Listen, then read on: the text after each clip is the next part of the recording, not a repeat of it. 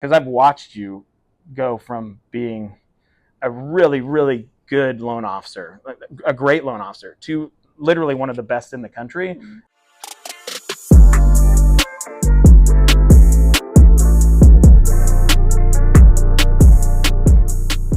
I guess we're doing this thing. Let's do it. I like you just sitting there waiting on me. Always. All right. Well, I think we have an announcement to make. We right? do. We're ready. What's going on? Well, we have decided we're doing a podcast together. We did actually. To be fair, our assistants decided for us that we were going to do this podcast. Made us. And I hesitated at first, but I think we've got a lot to give back. So let's just start with the title. Let's do it and talk about then the rest of it. But so the Secret Sauce podcast, right? Yeah. Kansas City, right? Barbecue. Famous for barbecue. Little homage to our fair city. But also the idea with it is that there's no magic bullet. People, I think, confuse secret sauce with a magic bullet. Right. And you hear people say there's no magic bullet or there's no magic pill, right? But then you also hear people say there's no such thing as a secret sauce. I think they're wrong on that. There is no magic bullet. There is no magic pill. But there is such thing as a secret sauce. And I think what makes people, what makes high achievers or people that are really successful, what makes them click, what makes them tick, what makes it work is their secret sauce. And it's basically this like hodgepodge of all these different ingredients that they've put together to make it authentically their own. Yep. And so we just want to give a bunch of sales tips, strategies, some mindset stuff, all sorts of different tactics for lenders and realtors that they could put together and come up with their own authentic ingredients. Yeah. Ingredients put together to make their own secret sauce. Right. Right? Right. So we could probably have put that much more eloquently, but this is our first one. We're going to get better as we go along. Yep. We're going to mess up and we're going to be okay with it. Yeah. Which is fun because, you know, when the girls said they wanted us to do this, my first reaction is no, I don't. I hate hearing myself on camera, Jack. Same. So anytime I hear so myself, there's most people out there, to be turn fair. the volume down. Like, it drives me insane. But I'm going to do it anyway, and I'm just not going to listen to them. But when they came to me and said they wanted to do this, obviously first instinct, no. Then they started explaining, we want you and Chad to do this together. And really, once they said that, I was, okay, I can see that. You and I have worked together for a long time with different companies and just different aspects. But I mean, you've been in the business 22 years now, right? This is my 22nd year. 22nd year. I as well. This is my 22nd year. We've known each other for a really, really long time. And so when they said we wanted to do this, they wanted us to do it. I'm like, I can see this working out. I really, really could. We're definitely different people. We do things a lot differently. But we're both very high achievers. And so I think that we can bring a lot of value and a lot of tactics to be able to help. And then we started talking about, if we were to do this, like what that's going to look like for our audience. And who do we want the core audience to be? Yeah. Right. Who do we want to help? Right. Like what's if we're going to do this, we want value, but we want it to be helpful because we want people to listen. Or like you said, if it's not, if there's no value, you're going to cut it off. Yeah.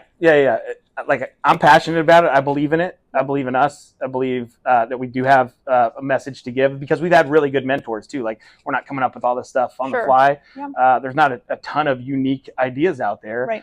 But it's about, like, again, finding stuff that resonates with you, right, and then making it your own. And I was super excited at the idea of doing it with you because I've watched you go from being a really, really good loan officer, a great loan officer, to literally one of the best in the country because of coaching. Yeah. Like, because you like poured into and leaned into finding mentors, finding coaches, and just really owning it. And you were first to do it before me. Like, I was kind of I don't need anybody to tell me what to do. My ego got in the way a little bit. Well, you were always great too. You were always such a good loan officer, and I've never seen somebody be able to structure and guidelines like you. But as I've watched you get into coaching and grow, like, you don't need help on doing loans. Like, you've got that in your sleep, but watching all these other areas of you just blow up now, it's been so fun to watch. And it is a journey, right? Like, and we're not perfect, and we're going to mess this up. We're going to we've messed things up as we've gone through this. We're filming this for the second time because we just failed at the first episode, right? We didn't fail, but we're doing it again. Absolutely. Right? And it's okay. So we fail a lot. Yeah, absolutely. We win a lot.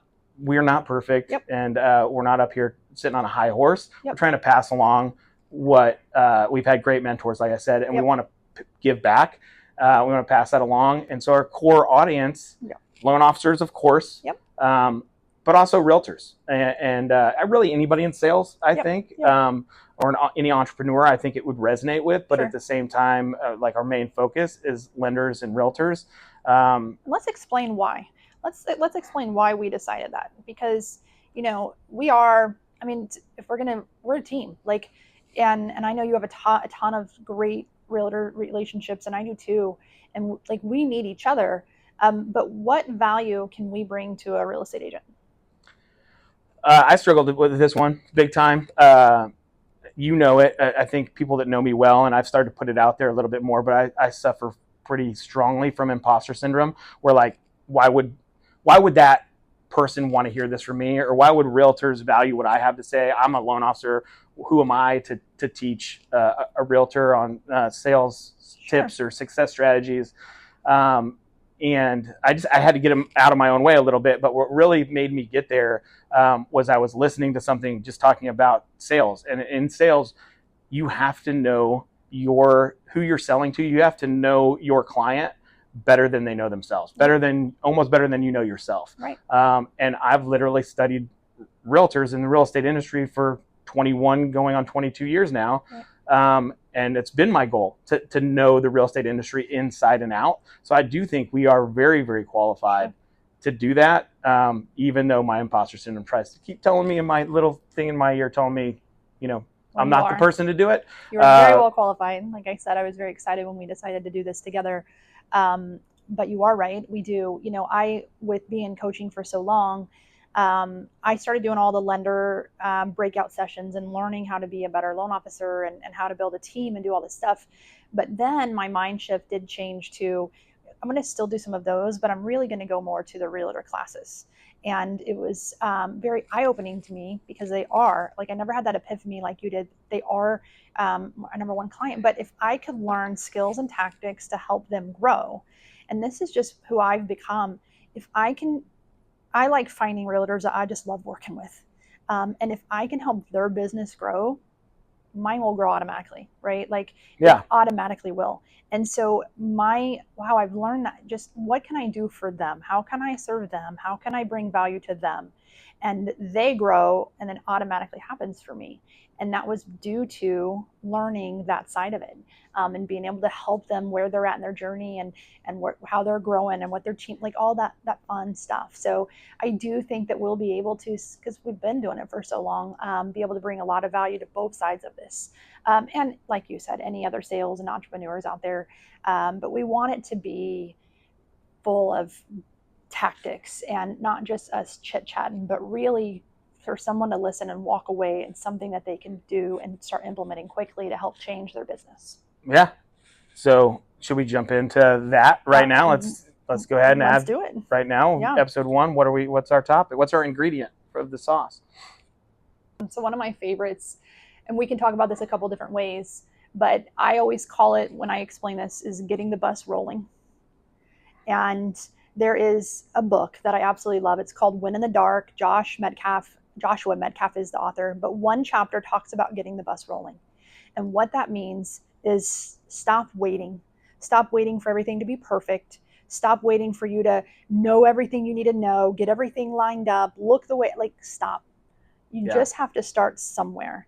And in this chapter, he talks about these men who literally put on harnesses and strap, and then they will drag semi-buses like a certain distance. And they interviewed them, and they said all the training that we have to do is not actually pulling the bus. It's just getting it started. And once you do that, everything else is so easy.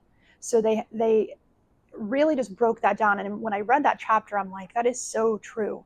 And there's so many things that we hesitate on, i.e. a podcast or whatever, that we don't want to do because in our minds we think it has to be perfect, and we're not ready for it yet. We're not there yet. But this podcast is going to get better as we go because we're starting it, and we're going to get better and better and better. But if we waited for perfection, we would never started. And Right. so, and I think we're always in a spot, no matter where we're at in life, that we have something we've been waiting to start that we just haven't done. Oh, absolutely everybody has that. Like Yeah. everybody has something that they've wanted to do.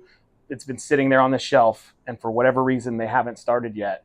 And so, like, I agree with you 100%. What would you say, like, okay, to get your butt in gear, what's a good tactic right off the bat? How do you get started? Well, whatever it is, pick what it is, the one thing that you've been waiting to do, and start it right now. No matter what your holdbacks are, no matter what, just get it started. And as you get going, you will make it better, and it will get better. Not everybody will know. You and I both use OneNote, and it's just a software. I remember when we started using this software, we used one little bitty page, and it didn't have a lot of details. And now both of our teams completely run out of it, right? And Right. It is this unbelievable, beautiful thing. And our team always teases that when we started it, it was so podunk. It was so small. Like but we didn't know all the abilities that we could do with it. We just had to start. Right. And we started it, and now we can't live without it. And so it's, I just think about all the time, what is the one thing that you've been pushing off or waiting to do? Yep. And say, I'm going to do it right now, no matter how bad I mess it up. Yep. No matter how bad it's not what I want it to be out of the gate. Because you can't make something better until you start it. I love that. And if you keep waiting to start, it's never going to happen. Yeah. So I think that will be the first push or ingredient to this secret sauce is we've got to get out of our own way. Yeah. We got to get it going. Yeah. So find what it is, right? First and foremost, find what it is that's on the shelf you've been putting off. Yep.